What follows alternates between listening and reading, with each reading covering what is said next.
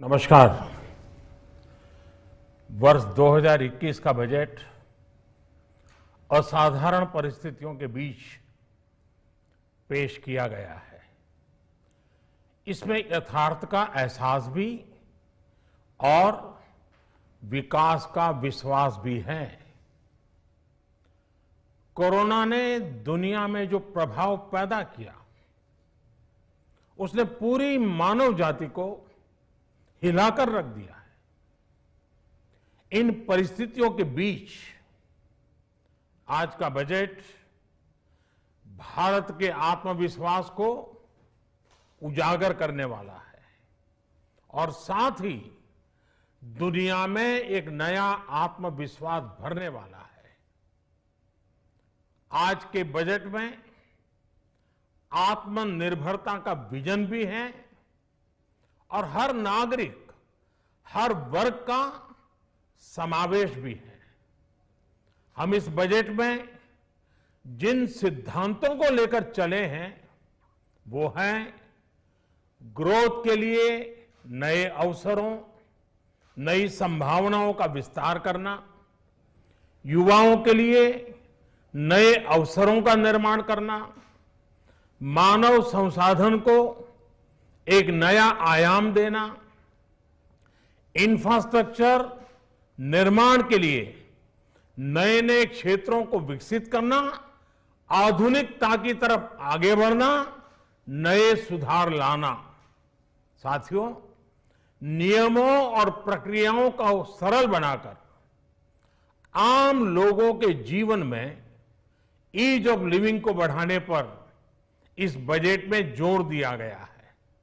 ये budget individuals, investors, industry और साथ ही इंफ्रास्ट्रक्चर सेक्टर में बहुत सकारात्मक बदलाव लाएगा। मैं इसके लिए देश की वित्त मंत्री निर्मला जी को और उनके साथी मंत्री अनुराग जी और उनकी टीम को बहुत बहुत बधाई देता हूं।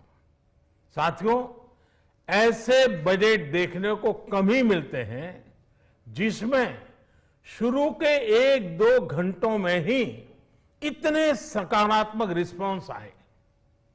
कोरोना के चलते कई एक्सपर्ट्स ये मानकर चल रहे थे सरकार आम नागरिकों पर बोझ बढ़ाएगी, लेकिन फिस्कल सस्टेनेबिलिटी के प्रति अपने दायित्वों को ध्यान में रखते हुए सरकार ने बजट साइज बढ़ाने पर जोर दिया।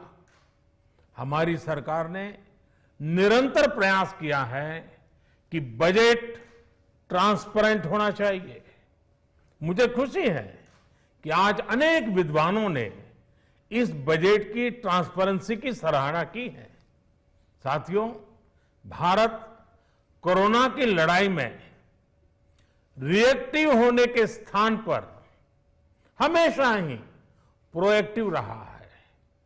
चाहे वो कोरोना के काल में किए गए रिफॉर्म्स हो या फिर आत्मनिर्भर भारत का संकल्प, इसी प्रोएक्टिवनेस को बढ़ाते हुए आज के बजट में भी रिएक्टिव का नामो निशान नहीं है। साथ ही हम एक्टिव पर, स्टेटस को पर भी अटके नहीं हैं और हमने इस बजट में भी प्रोएक्टिव बजट देकर के देश के सामने प्रोएक्टिव होने का संदेश दिया है।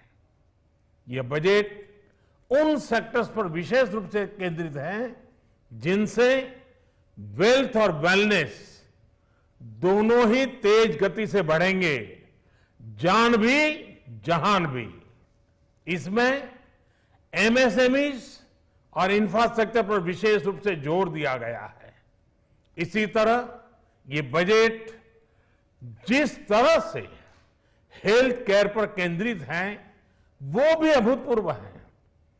ये बजट देश के हर क्षेत्र में विकास यानी ऑल राउंड डेवलपमेंट की बात करता रहता है। खास तौर पर मुझे खुशी है कि इस बजट में दक्षिण के हमारे राज्य, पूर्वोत्तर के हमारे राज्य और उत्तर में लेह लद्दाख जैसे क्षेत्रों में विकास पर विशेष ध्यान दिया है।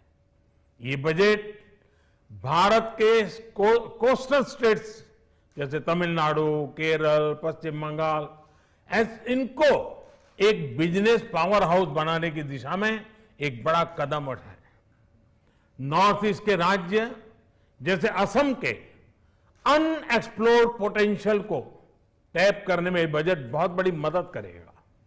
इस बजट में जिस तरह से रिसर्च एंड इनोवेशन इकोसिस्टम पर बल दिया गया है, जो प्रावधान किए गए हैं, उनसे हमारे युवाओं को ताकत मिलेगी।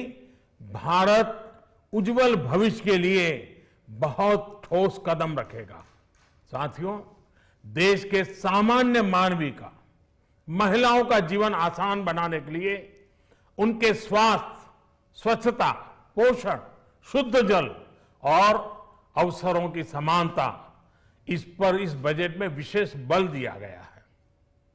बजट में इंफ्रास्ट्रक्चर पर खर्च में अभूतपूर्व वृद्धि के साथ साथ कई व्यवस्थागत सुधार किए गए हैं, जिसका बहुत बड़ा फायदा देश में ग्रोथ और जॉब क्रिएशन, रोजगार के लिए बहुत लाभ होगा। देश में एग्रीकल्चर सेक्टर को मजबूती देने के लिए, किसानों की आय बढ़ाने के लिए इस पर बजट में बहुत जोर दिया गया है। कई प्रावधान किए गए हैं। एग्रीकल्चर सेक्टर में किसानों को और आसानी से और ज्यादा ऋण मिल सकेगा। देश की मंडियों को यानी एपीएमसी को और मजबूत करने के लिए, सशक्त करने के लिए एग्रीकल्चर इंफ्रास्ट्रक्चर फंड से मदद का प्रावधान किया गया है।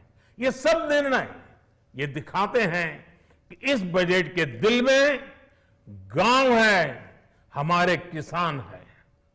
एमएसएमई सेक्टर को गति देने के लिए, रोजगार के अवसर बढ़ाने के लिए इस बार एमएसएमई सेक्टर का बजट भी पिछले साल की तुलना में 2 गुना से ज्यादा कर दिया गया है। साथियों, ये बजट आत्मनिर्भरता के उस रास्ते को लेकर आगे बढ़ा है जिसमें देश के हर नागरिक की प्रगति शामिल है। ये बजट इस दशक की शुरुआत की एक मजबूत नींव रखने वाला बजट है। सभी देशवासियों को आत्मनिर्भर भारत के इस महत्वपूर्ण बजट के लिए मैं बहुत बहुत शुभकामनाएं देता हूं। फिर से एक बार वित्त मंत्री जी और उनकी टीम को बहुत बहुत अभिनंदन करता हूं, धन्यवाद करता हूं।